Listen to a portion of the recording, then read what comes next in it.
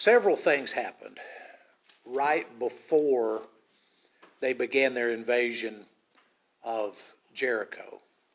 And if you remember last week, kind of as we were closing out, we mentioned the fact that they were having their first Passover in the Promised Land. So that's one of the big things that happened.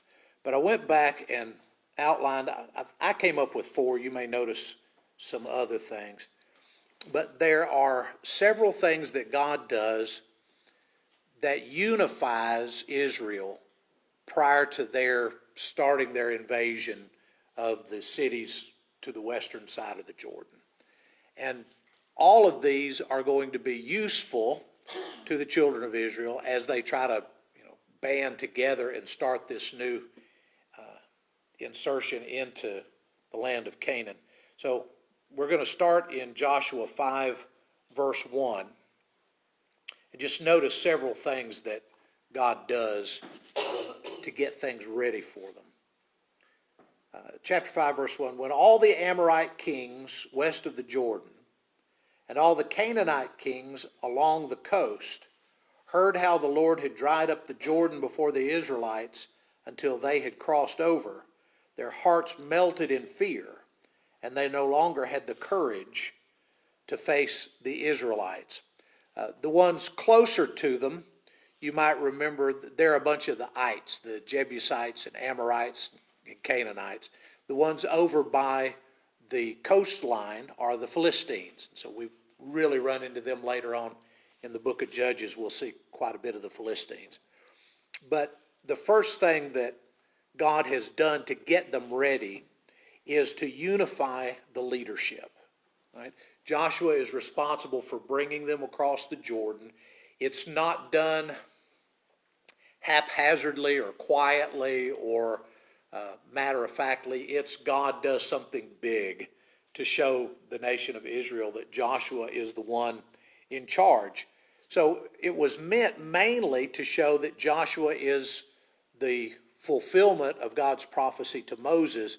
I will raise up a leader from among the people like you, and I'll put my words in his mouth, and everybody's going to have to do what I tell him to do. So this marching orders to get across the Jordan falls easily into that. But it has this side effect.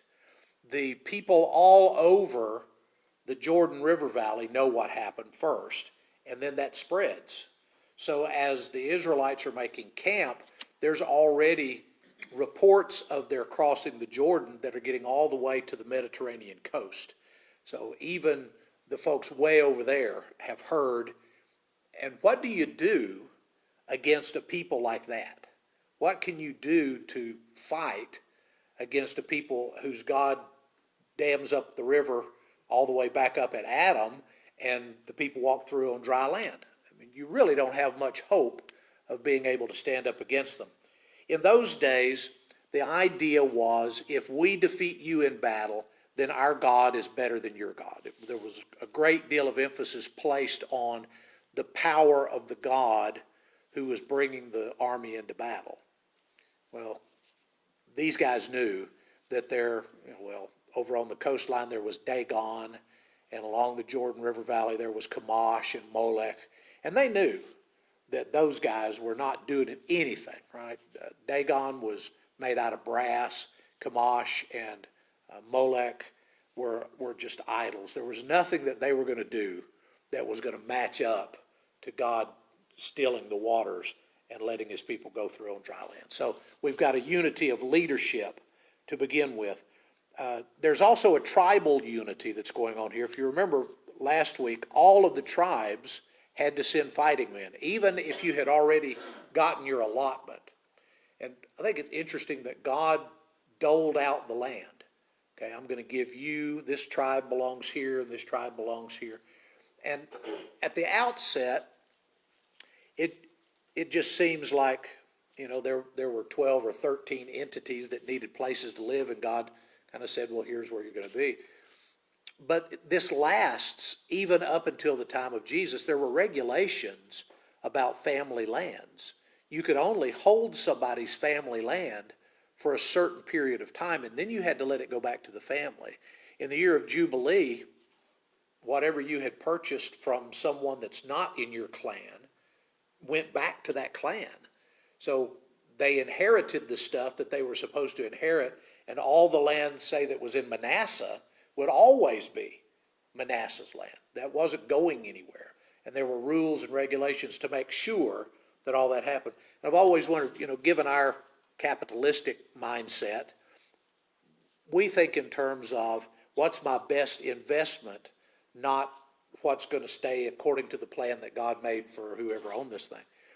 If you're buying a piece of property in the year before the year of Jubilee, are you going to pay full price for it? You've got to give it back, right? You're only really kind of leasing it, I guess we would say, until the time when it would go back to the one that it was supposed to have. But anyway, all the tribes are represented. All of them sent fighting men, even if they'd already taken their lands to the east of the Jordan. Reuben and Gad and the half-tribe of Manasseh already had their families in their homesteads. They were already there. And they had to leave their families and go with all of the rest of the tribes to cross and fight on the other side of the Jordan. All right, look at chapter 5, verse 2.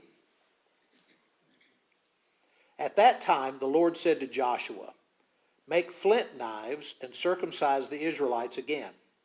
So Joshua made flint knives and circumcised the Israelites at Gibeath Haraloth. Now this is why he did so. All those who came out of Egypt, all the men of military age, died in the wilderness on the way after leaving Egypt. All the people that came out had been circumcised, but all the people born in the wilderness during the journey from Egypt had not. Okay? So that's the first part of the explanation. But there are side effects to this as well.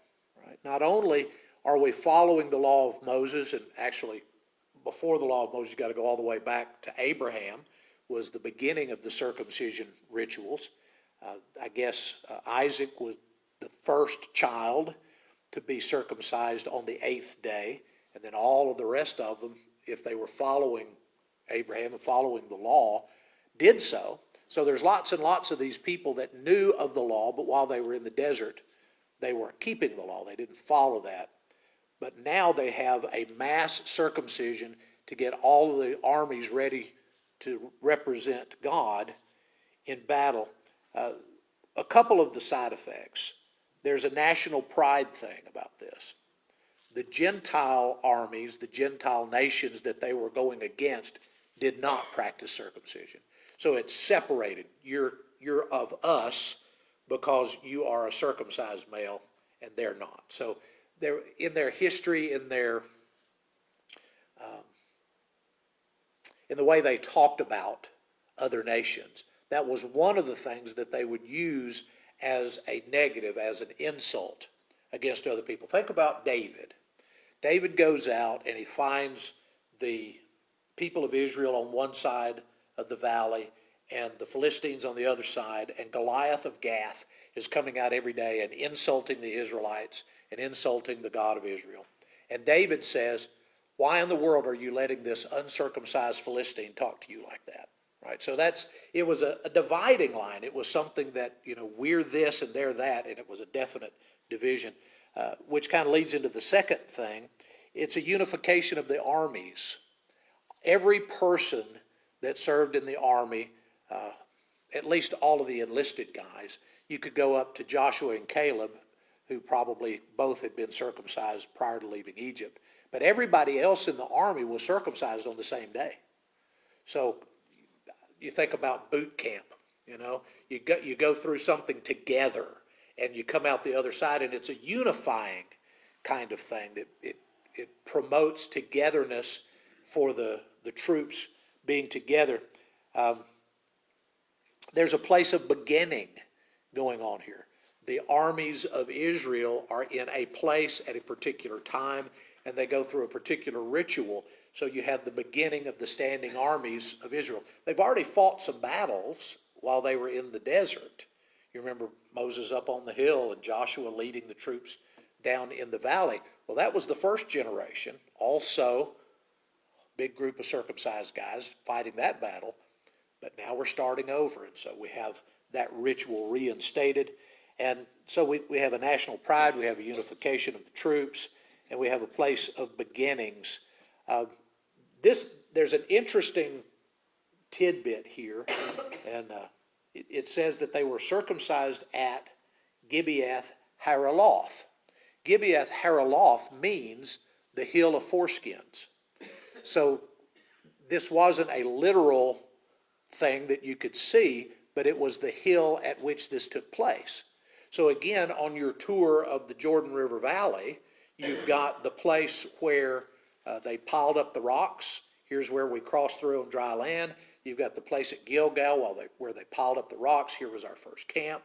And now you have a place that was identifiable, that this is where the army was formed. This is where we started as the armies of God before we ever went to Jericho. This is where things started. So think Independence Hall, right? Think Lexington and Concord. Things that we look back on and we go, well, that's when we really started being a nation. And that's when the Minutemen started morphing into being an army. So here you have all of these groups of tribes who get together, and in one place at one time, they begun to be more unified as one particular army of Israel. All right, skip over to verse 10. On the evening of the 14th day of the month, while they were camped at Gilgal on the plains of Jericho, the Israelites celebrated the Passover. The day after the Passover, that very day, they ate some of the produce of the land, unleavened bread with some roasted grain. The manna stopped the day after they ate this food from the land. There was no longer any manna for the Israelites, but that year they ate the produce of Canaan. So you have a big ceremony for the guys in the army. Right? So they've had their induction ceremony, and they've all become unified because of that. But now the people of Israel are all going to be transferred from the mentality that we had while we were in the desert to the mentality that we have now that we're in Canaan. While we were in the desert, God sent us food every morning.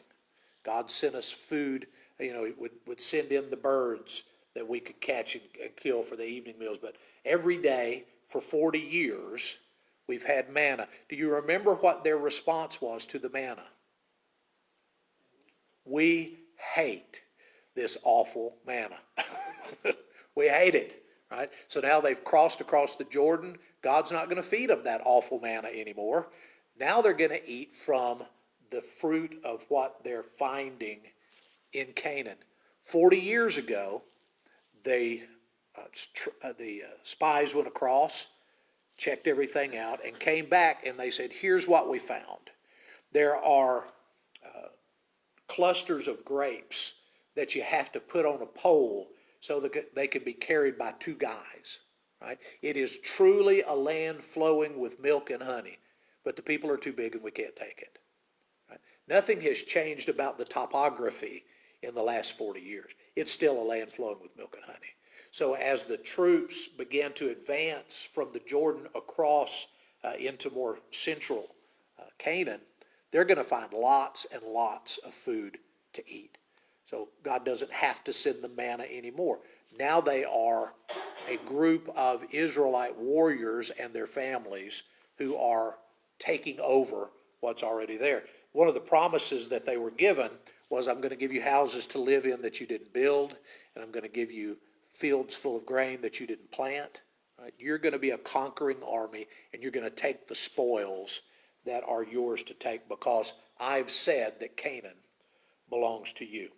So there's one more bookend that I don't want to miss, and that is right before crossing the Red Sea, within a couple of days anyway, of crossing the Red Sea, the night of the killing of the firstborn children of Egypt was their Passover, right? They started, Moses went to them and said, this is going to be the first month of your year, and on the 10th day, set aside the sheep, get things ready. On the 14th day, that's going to be Passover, and you eat it standing up with your rod in your hand, and all those regulations that he gave them. And they plundered the Egyptians before they left. So you have a Passover and a plundering before you cross the Red Sea. They go and they cross the Red Sea. They spend 40 years in the desert. Then they cross over water again. And as soon as they get to the other side of the water again, they have a Passover and they start plundering. So you've got bookends for that 40 years of wilderness wandering. They are honoring God with the Passover meal, and they are plundering the people around them. All right, chapter 5, verse 13. When Joshua was near to Jericho, he looked up and saw a man standing in front of him with a drawn sword in his hand. He went up to him and asked him, "Are you for us, or are you for our enemies?" "Neither," he replied, "but as commander of the army of the Lord, I have now come." And Joshua fell face down to the ground in reverence and asked him, "What message does my Lord have for his servant?" The commander of the Lord's army replied, "Take off your sandals. The place where you are standing is holy." So Joshua did so. So perhaps the biggest preparation that God does is just for Joshua, right? The people know Joshua's in charge. They've unified the tribes. They've unified the army. They've gotten Passover out of the way. Now Joshua walks out to see what's going on in Jericho, and there's this guy. And he's not identified as an angel. It says he looked up and saw a man. But the man says, "I am a commander of the armies of the Lord." Well, the armies of the Lord, I've got to figure we're talking about angelic armies here. There was a time when, and I'm going to get them mixed up, it's either Elijah or Elisha. I think it's Elisha. And no, it's Elijah. And they are in a town, and they're just surrounded, and his servant is freaked out. And he's like, "Man, we're going to die." And Elijah says, "God, would you just open his eyes? Just let him see." And he looks around, and there's just angels everywhere. The armies of God were in that place. Well, evidently the armies of God were in this place.